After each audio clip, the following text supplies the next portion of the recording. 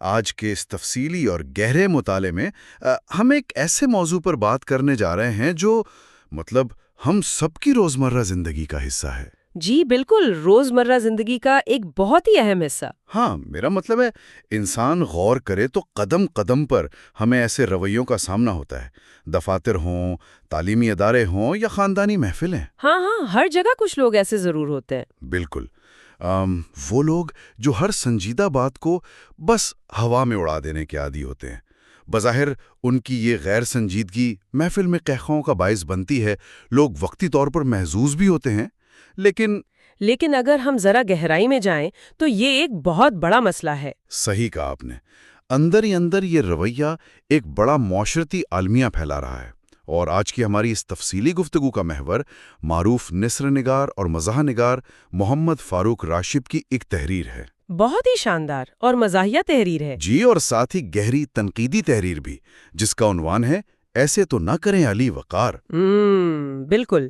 اس گہرے مطالعے کا بنیادی مقصد، یا یوں کہہ لیں کہ آج کا ہمارا مشن، یہ واضح کرنا ہے کہ کس طرح ایک خیالی مزاحیہ کردار دراصل ہمارے پورے معاشرے کی عمومی غیر سنجیدگی، بے فکری اور سطحی سماجی رویوں کا ایک بہت بڑا اور واضح آئینہ ہے۔ صحیح۔ یہ کوئی معمولی سی بات نہیں ہے، اس کے تانے بانے ہماری زندگی کے ہر پہلو اور ہمارے معاشرتی زوال سے جڑے ہوئے ہیں۔ تو چلیں اس کا جائزہ لیتے ہیں اور دیکھتے ہیں کہ اس بظاہر ہنسانے والی تحریر کے پیچھے کتنے گہرے سبق چھپے ہیں۔ یہاں جو بات سب سے زیادہ دلچسپ ہے وہ یہ ہے کہ اس تحریر میں یہ جو نام استعمال ہوا ہے نا، علی وقار، ہاں، وہ نام، جی، یہ دراصل کسی ایک مخصوص فرد کا نام نہیں ہے۔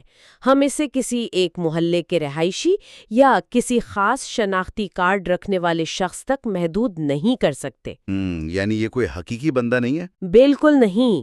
محمد فاروق راشد نے بڑی خوبصورتی اور مہارت کے ساتھ اسے ایک علامت کے طور پر پیش کیا ہے۔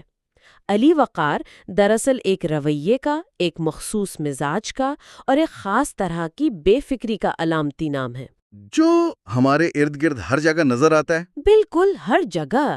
یہ وہ کردار ہے جو محفل میں موجود تو ہوتا ہے، گفتگو میں بڑھ چڑھ کر حصہ بھی لیتا ہے، لیکن جب بات کارکردگی کی آئے، سنجیدگی یا کسی ذمہ داری کو نبھانے کی آتی ہے نا، تو اس کا رویہ بالکل ہی الگ ہوتا ہے، اور اکثر دوسروں کے لیے بہت مایوس کن بھی۔ بالکل۔ اس ایک کردار کے ذریعے مصنف نے معاشرے کے اس پورے طبقے کی نشاندہی کی ہے جو زندگی کے ہر اہم معاملے کو محض ایک مذاق سمجھتا ہے۔ یہ بات ذہن میں ہے خاکہ سا بنا دیتی ہے، اور مطلب مصنف نے اس کردار کی جو مثالیں دی ہیں نا، وہ اتنی حقیقی اور روزمرہ زندگی سے قریب ہیں کہ کسی بھی انسان کو فوراً اپنا ماضی یاد آ جائے۔ ہاں، کوئی بھی مسکرا سکتا ہے ان مثالوں پر۔ بالکل۔ سب سے پہلی اور شاندار مثال یونیورسٹی کے ایک گروپ اسائنمنٹ کی دی گئی ہے۔ ذرا اس منظر کو تصور میں لایا جائے۔ جی، وہ گروپ اسائنمنٹ والا حصہ تو بہت ہی کمال کا ہے۔ ایک گروپ ہے جس میں 5 طلبہ شامل ہیں۔ اسائنمنٹ جمع کروانے کا دباؤ ہے، وقت تیزی سے گزر رہا ہے، اور مطلب ایک اضطراب کی کیفیت ہے جو عام طور پر طالب علموں میں ہوتی ہے۔ ہاں، ایسے میں گروپ کا ایک ممبر، یعنی ہمارا یہ علامتی علی وقار، بڑے اعتماد کے ساتھ سامنے آتا ہے اور ایک دعویٰ کرتا ہے کہ باقی لوگ بس ریسرچ کر لیں، مواد اکٹھا کر لیں، میں آخر میں ایک شاندار سی پریزنٹیشن بنا دوں گا۔ اور یہ وہ لمحہ ہوتا ہے جہاں ایک طرح کا جھوٹا اطمینان پیدا کیا جاتا ہے۔ بالکل۔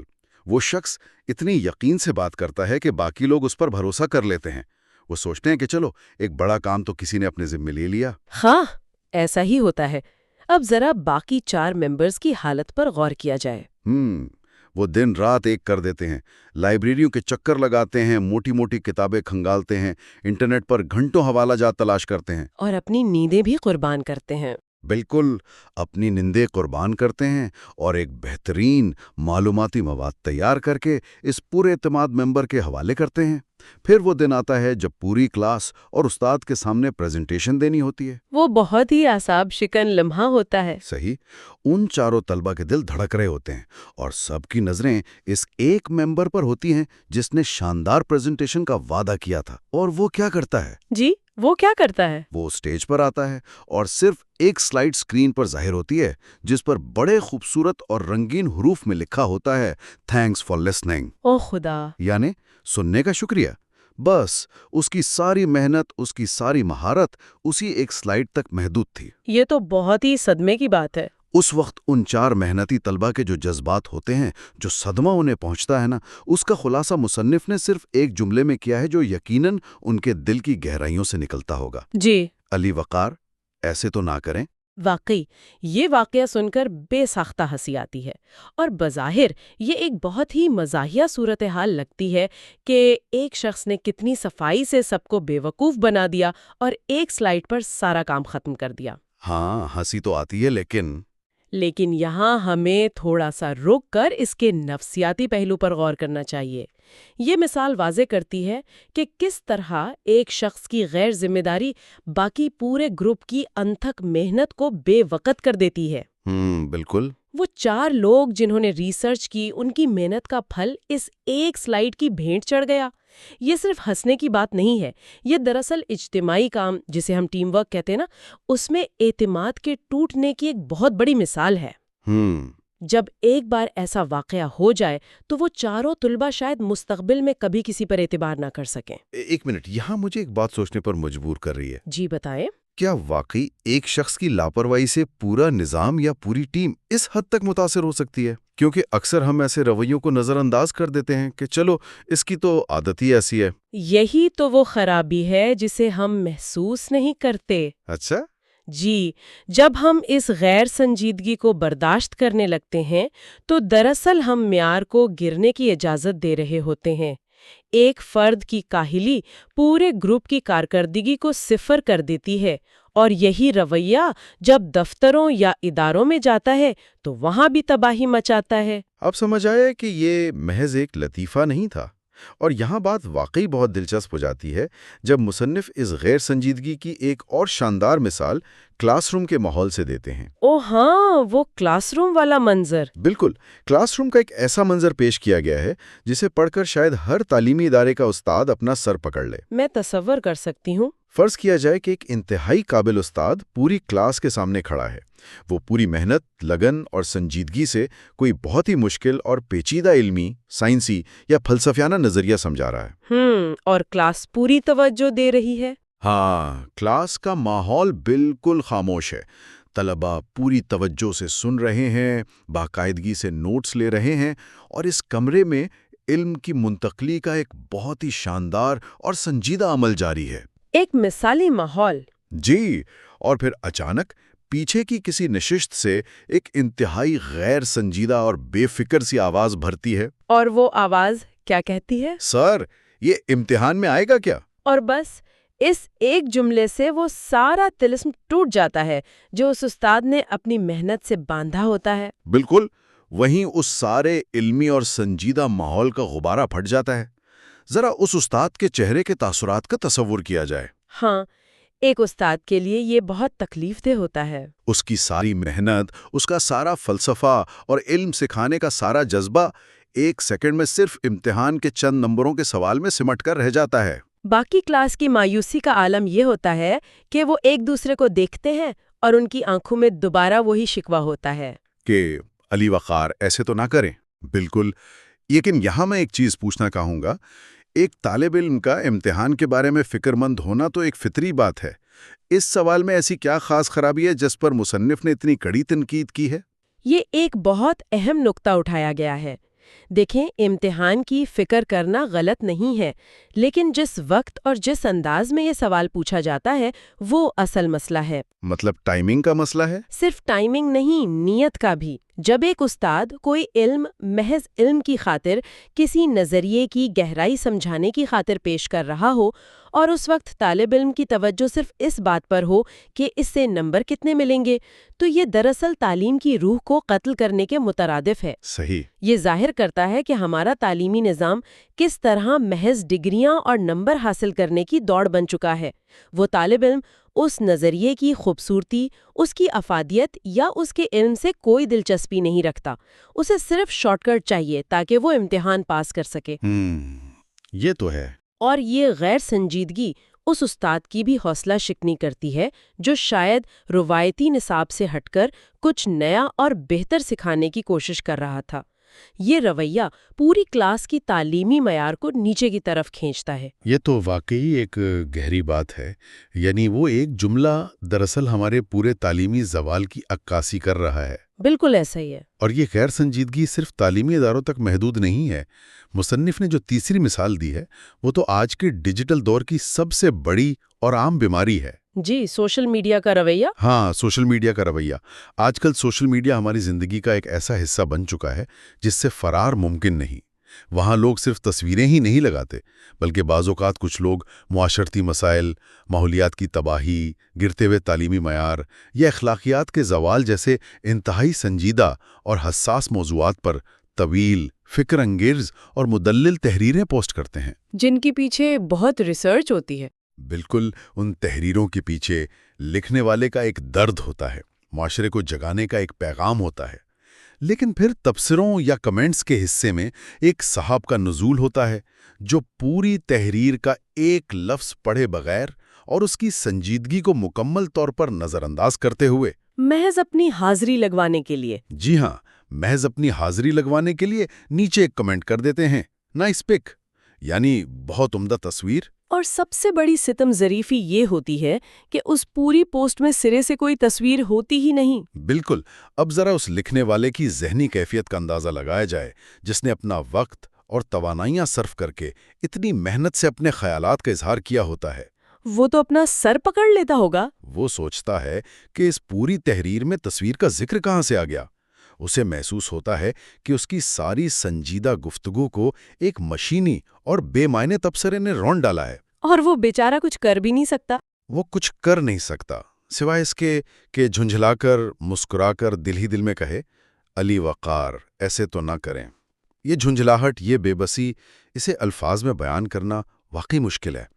ان مثالوں پر ہنسی تو آتی ہے، لیکن ان کے پیچھے چھپا ہوا سچ بہت کڑوا ہے۔ اگر ہم اس بات کو وسیع تر تناظر سے جوڑیں تو یہ سب واقعات جو ہم نے زیر بحث لائے بظاہر ہلکے پھلکے اور مزاحیہ لگتے ہیں، لیکن ان کا اثر ہماری پوری معاشرتی ساخت پر انتہائی گہرا ہوتا ہے۔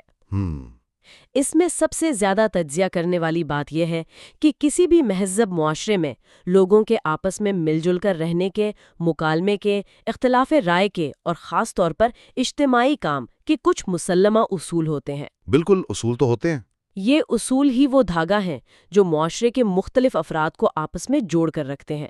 ایک دوسرے کی بات کو غور سے سننا، دوسروں کی محنت کا احترام کرنا اور موقع کی مناسبت سے گفتگو کرنا، یہ سب مہذب ہونے کی نشانیاں ہیں۔ صحیح۔ جب کوئی بھی فرد جسے اس تحریر میں علی وقار کا نام دیا گیا ہے ان اصولوں کو نظر انداز کرتا ہے تو وہ صرف اپنا نقصان نہیں کر رہا ہوتا، بلکہ وہ اپنے ارد گرد کے پورے ماحول میں بے ترتیبی، الجھن اور انتشار پیدا کر رہا ہوتا ہے۔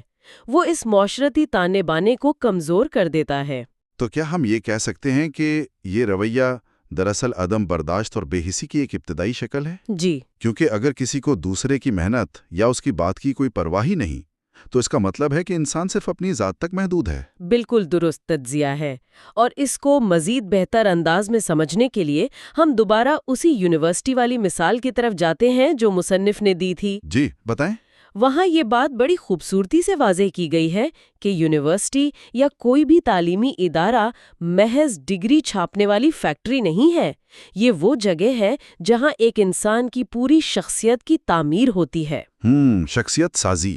جی، یہاں انسان کو صرف نصابی کتابیں نہیں پڑھائی جاتی، بلکہ یہاں انسان برداشت کرنا سیکھتا ہے، دوسرے کے نظریے کو سننا اور ہضم کرنا سیکھتا ہے، شائستگی سے مکالمہ کرنا سیکھتا ہے، اور سب سے بڑھ کر اپنی ذمہ داری کا احساس کرنا سیکھتا ہے۔ بالکل صحیح بات ہے۔ اب اگر اس تعلیمی اور تربیتی ماحول میں کوئی ایک علی وقار جیسی غیر سنجیدہ شخصیت موجود ہو جو ہر معاملے کو مذاق سمجھے، جو دوسروں کی راتوں کی جاگ کر کی گئی محنت کا کوئی احترام نہ کرے اور جو سنجیدہ علمی گفتگو میں بلا وجہ اور بے موقع مداخلت کرے، تو وہ دراصل اس پورے اجتماعی ماحول کو زہر آلود کر دیتا ہے۔ صحیح۔ اس کا یہ رویہ ان لوگوں کی حوصلہ شکنی کرتا ہے جو واقعی کچھ سیکھنا اور معاشرے میں کچھ مثبت کردار ادا کرنا چاہتے ہیں۔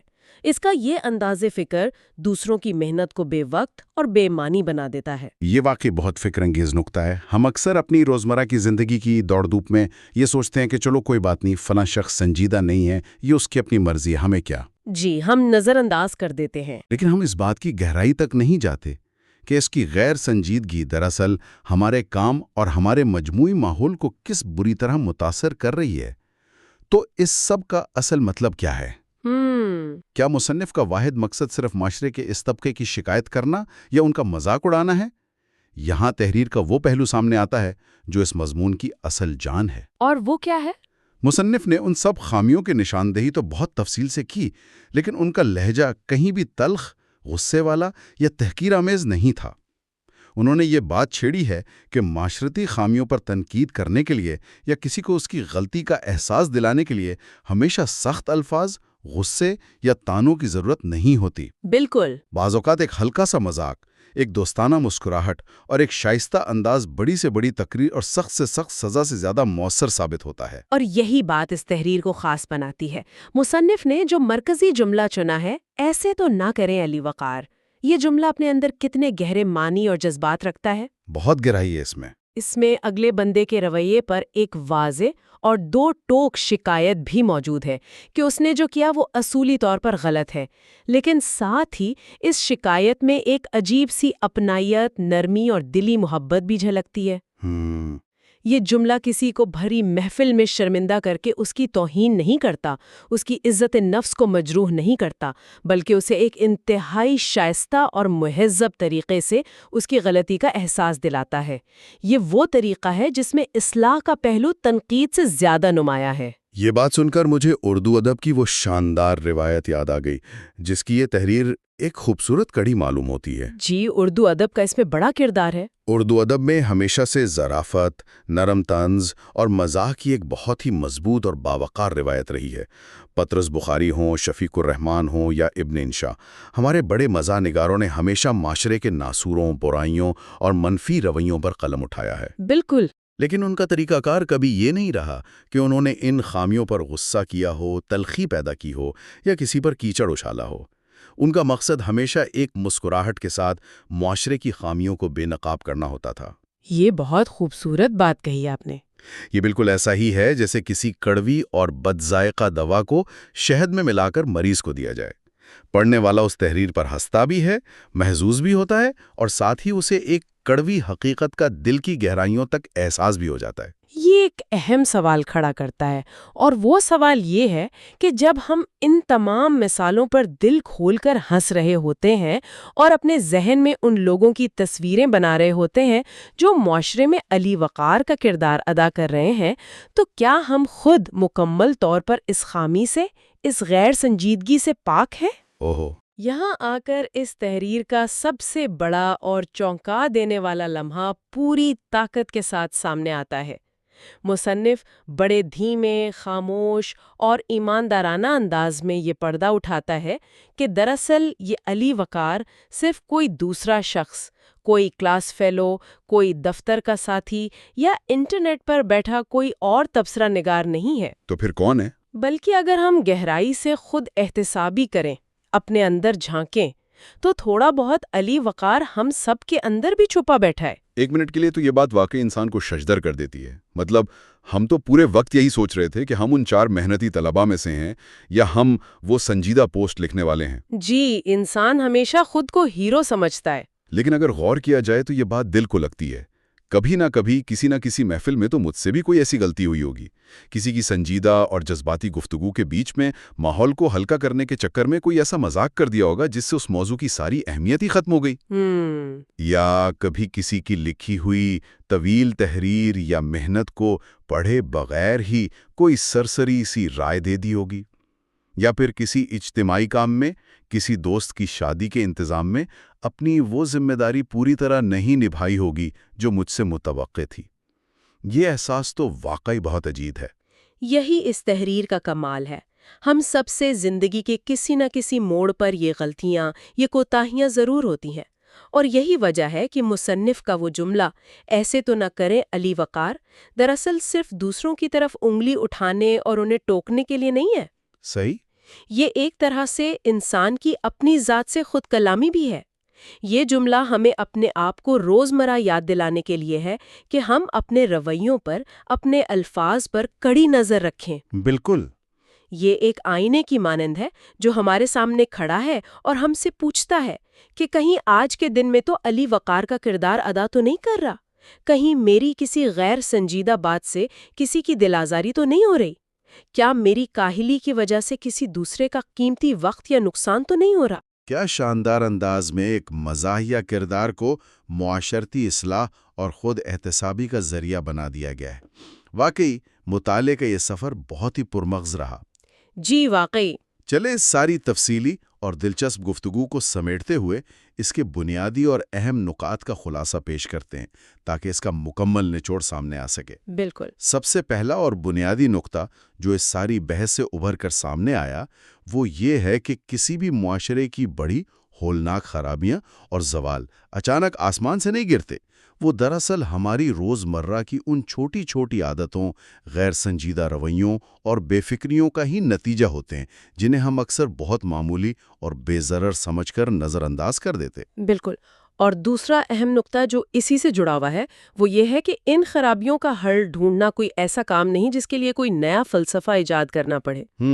اگر ایک معاشرے کے افراد صرف چند بنیادی اور سادہ سی چیزیں سیکھ لیں، یعنی اپنی گفتگو اور مکالمے میں موقع کی مناسبت سے سنجیدگی لانا، اپنے ذمے لگائے گئے کاموں میں مکمل ذمہ داری اور دیانتداری کا مظاہرہ کرنا، اور سب سے بڑھ کر دوسروں کی محنت، ان کے خیالات اور ان کے وقت کا سچے دل سے احترام کرنا، جی، تو یقین جانیے معاشرے کے بہت سے بڑے، پیچیدہ اور حل نہ ہونے والے مسائل خود بخود بغیر کسی بڑی جدوجہد کے حل ہونا شروع ہو سکتے ہیں۔ اور تیسرا نقطہ جو ذاتی طور پر مجھے سب سے زیادہ متاثر کر گیا وہ یہ ہے کہ کسی کی اصلاح کا اور تنقید کا طریقہ کار کیسا ہونا چاہیے۔ لمبی چوڑی، غصے اور جذبات سے بھری تقریریں اور سخت کڑوی نصیحتیں اکثر انسان کی انا کو ٹھیس پہنچاتی ہیں اور اسے مزید ضدی بنا دیتی ہیں۔ بالکل ایسا ہی ہے۔ اس کے برعکس ایک مسکراہٹ کے ساتھ کہا گیا ایک نرم، شائستہ اور ہلکا پھلکا جملہ بسا اوقات دلوں پر وہ گہرا اثر کر جاتا ہے جو کوئی اور چیز نہیں کر پاتی۔